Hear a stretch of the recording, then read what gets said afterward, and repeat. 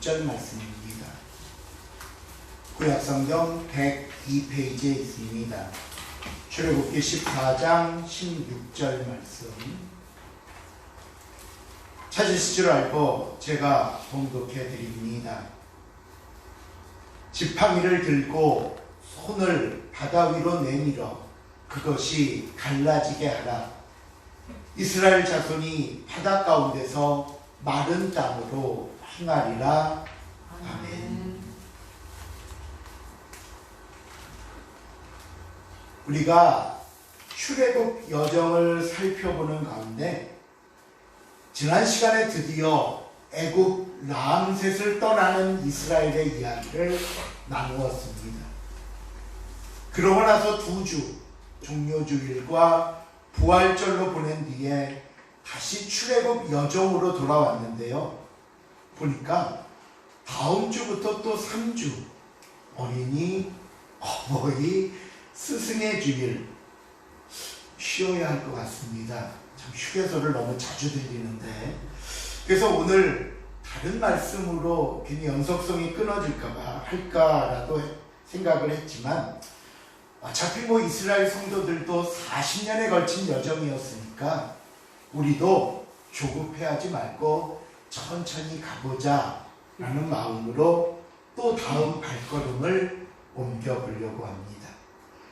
우리가 지난 시간에 라암셋을 떠난 백성들은 숫곳을 지나 광야 끝 에담의 진을 쳤고요. 하나님은 이 이스라엘 백성들을 낮에는 무슨 기둥? 구름기둥. 밤에는 불기둥으로 함께 했습니다. 그리고 나서 오늘 본문으로 들어와 14장 2절을 보시면 바다와 믹돌 사이에 비하히로답 곧 바알스본 맞은편 바닷가에 장막을 치게 하라는 말씀이 나옵니다. 이제 거기서 또 한 걸음 옮긴 건데요.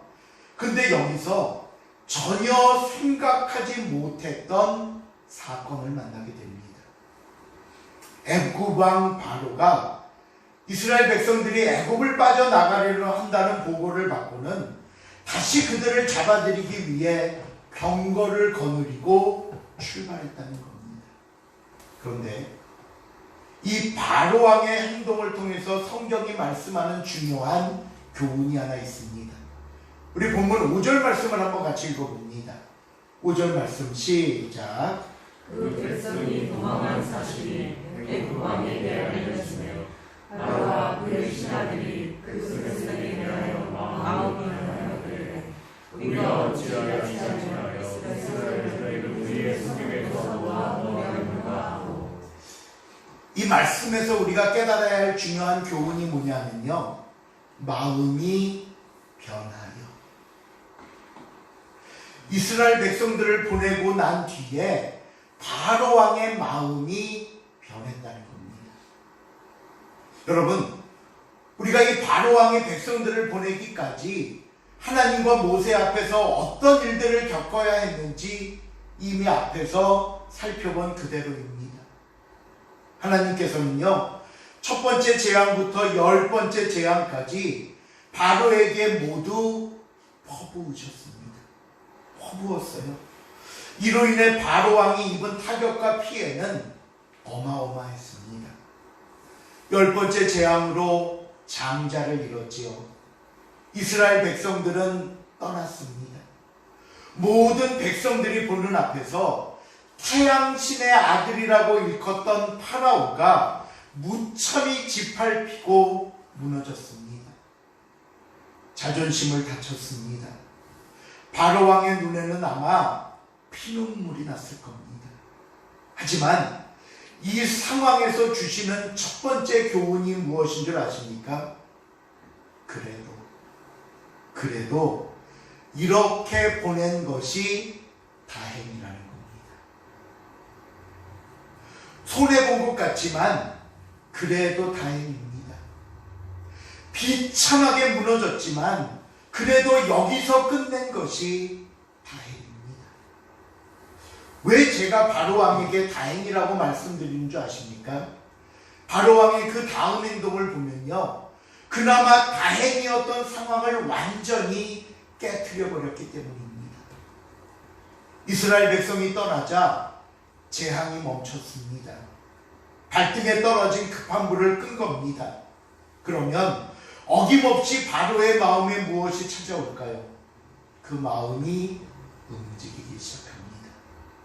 처음에는 야, 더는 못 버티겠다, 그만 보내주자 했던 마음이 변합니다. 변하면 안 되는데 그 마음이 변해버린 겁니다. 마음이 변하자 바로가 어떤 행동을 하는지 보십시오. 6절입니다. 6절 말씀 시작. 바로가 곧 그의 병거를 마치고 그의 백성을 데리고 가있으되 다시 내보냈던 이스라엘 백성들을 잡아오겠다고 병거를 이끌고 백성들을 추격합니다. 자, 그렇다면 여러분, 이 바로왕의 추격이 성공했습니까? 다시 이스라엘 백성들을 잡아 애국으로 데려왔습니까? 저 뒤에 28절 말씀을 보니까요, 이렇게 이야기합니다. 물이 다시 흘러 병거들과 기병들을 덮되 그들의 뒤를 따라 바다에 들어간 바로의 군대를 다 덮으니 하나도 남지 아니하였더라. 이스라엘의 모든 백성은 하나님이 가르신 홍해를 건넜지만 바로 왕과 그의 군대는 뭐라고요? 하나도 남지 않았더라. 전멸되었습니다. 모든 군인이 홍해에 빠져 죽었습니다. 바로 왕도 그 자리에서 죽었습니다. 우리도 종종 바로 왕과 같은 일들을 만날 때가 있습니다. 잘못인 줄 알고 내려놨습니다. 더 이상 하나님의 심판과 책망을 견딜 수 없어 그만 두기로 했습니다. 그런데요, 시간이 지나고 나니까 왠지 그만둔 게 손해를 보는 것 같습니다. 너무 억울하다는 생각이 듭니다. 내가 왜 이런 수모와 고통을 당해야 하는지 점점 치밀어 오르는 화를 참을 수가 없습니다. 그래서 마음이 변합니다. 그래서 다시 죄로 돌아가면 어떻게 된다고요? 하나도 남지 않습니다. 다 죽게 됩니다. 바로 이런 이유로 제가 앞에서 이렇게라도 끝낸 것이 다행이었다고 말씀드린 겁니다. 그렇게 해서라도, 거기서라도 잘못을 끄는 것이 오히려 유익이었습니다. 이 시간 사랑하는 성도 여러분, 절대로 하나님의 말씀에 순종해야 하는 마음이 변하지 마십시오. 믿음으로 결단해야 하는 마음이 변하지 마십시오. 죄에서 돌아서고 죄를 끊었던 마음이 변하지 마십시오. 마음이 변하면 안 됩니다. 마음이 변하면 그나마 그것도 다 잃어버리게 되는 겁니다. 이번에는요, 우리의 시선을 이스라엘 백성들에게 한번 돌려보겠습니다. 백성들이 도착한 곳 앞에 홍해가 있습니다. 이 수많은 사람들을 데리고 이 바다를 어떻게 건너야 할까? 예상 밖의 일에 대한 걱정이 생겼지만, 그러나 이 걱정도 잠시뿐입니다. 왜요? 출애굽기 14장 10절입니다. 10절 말씀 시작. 바로가 가까이 오되 이스라엘 자손이 무릎을 들어본즉 애국 사람들이 자기들 뒤에 있는지라 이스라엘 자손이 심히 두려워하여 여호와께 부르짖고 자신들 바로 뒤에 애굽 군대가 있습니다. 이제는요, 홍해를 어떻게 건널까 하는 것이 문제가 아니라 자신들을 잡으려고 따라오는 이 바로왕의 군대와 싸워야 하는 일이 생긴 겁니다. 정말 이러지도 저러지도 못하는 상황에서 백성들의 모습을 보십시오. 우리 조금 전 읽은 10절 말씀을 보니까 이스라엘 자손이 심히 두려워했다고 말씀합니다. 두려워했다. 뭐 사실 이 정도 상황이면 당연히 두려워해야죠. 또 모세나 하나님을 향해 원망도 나올 만합니다. 그런데 그럴 수 있는 상황에서 그럴 만한 마음, 그럴 만한 두려움이 생긴 건 정당한데, 맞는데, 그런데 하나님의 생각은 달랐습니다.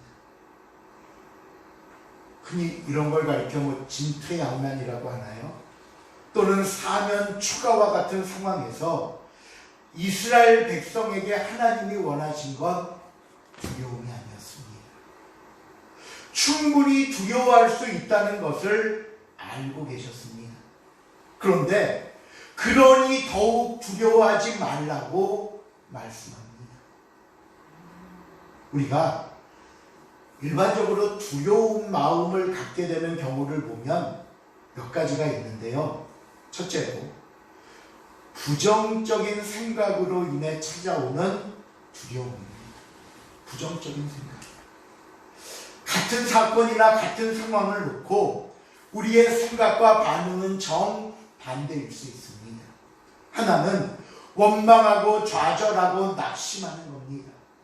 내 뜻대로 되지 않았다고, 이건 내가 원하는 길이 아니라고, 왜 내 삶은 이렇게 맨날 고달프고 힘들고 한순간도 편안한 날이 없냐고 우리 앞에 주어진 현실을 놓고 원망하고 불평합니다. 그러면 당연히 두려움이 생깁니다. 하지만 반대의 상황을 볼까요? 빌립보서 4장 6절과 7절 말씀 시작. 아무것도 염려하지 말고 다만 모든 일에 기도와 간구로 너희 구할 것을 감사함으로 하나님께 하라. 왜냐하면 모든 지각에 뛰어난 하나님의 평강이 그리스도 예수 안에서 너희 마음과 생각을 지키시리라. 여러분, 무슨 일이 있어도 부정적인 마음을 통해 생기는 두려움을 쫓아버리십시오. 오늘 성경은 말합니다. 걱정하고 염려할 시간에 기도하십시오. 하나님의 말씀으로 나를 감싸십시오. 부정적인 모든 것의 결과는 당연히 두려움입니다. 그리고 그 두려움은 어떤 이유가 됐던 어떤 경우라도 우리에게 도움이 되지 못합니다. 둘째로 믿음 없이 보고 믿음 없이 말하고 믿음 없이 결정하는 것에서 두려움이 생깁니다. 자, 보세요. 왜 지금 이스라엘 백성들이 두려워할까요? 자신들의 힘으로 홍해를 건널 수 없기 때문입니다. 자신들이 갖고 있는 능력으로는 지금 뒤에 쫓아오는 애국 군대와 싸울 수도 없기 때문입니다. 이것은 맞는 말입니다. 정확하고 올바른 판단입니다. 하지만 이스라엘 백성들이 두려움 때문에 한 가지 놓치고 있는 게 있습니다. 놓치고 있는 게 있어요. 그게 뭔가 하면은요, 모세가 출애굽하기 전 바로 앞에서 행했던 10가지 재앙입니다. 아니, 이 재앙이 오늘 이 사건과 무슨 관계가 있는데요? 하나님은 이 10가지 재앙을 통해 바로에게는 하나님의 심판이 얼마나 무서운지를 보여주셨고요.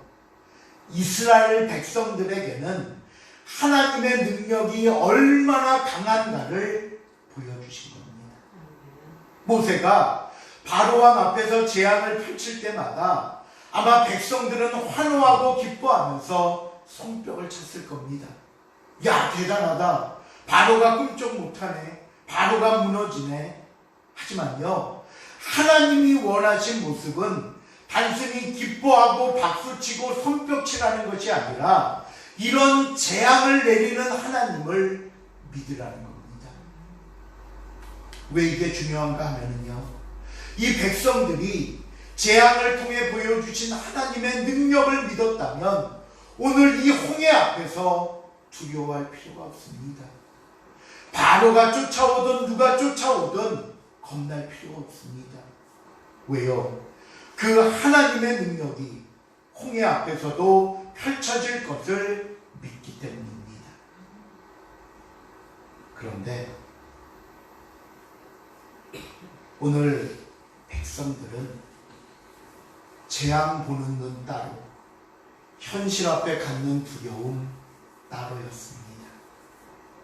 하나님께서는 열심히 당신이 어떤 분인가를 보여주셨지만 백성들은 그 모습을 보고 때로는 기뻐하고 박수치면서도 그 하나님에 대한 모습을 내 믿음으로 가져오지 못했습니다. 그냥 보고 좋아하고 신나고 야하고 끝냈지 그 안에 숨겨진 하나님의 믿음을 내 것으로 만들지 못했다는 거예요.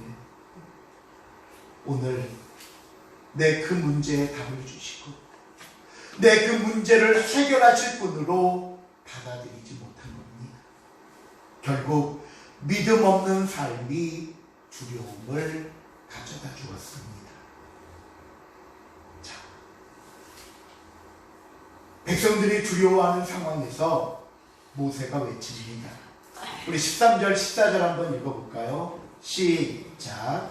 모세가 백성에게 이르되 너희는 두려워하지 말고 가만히 서서 여호와께서 오늘 너희를 위하여 행하시는 복을 보라.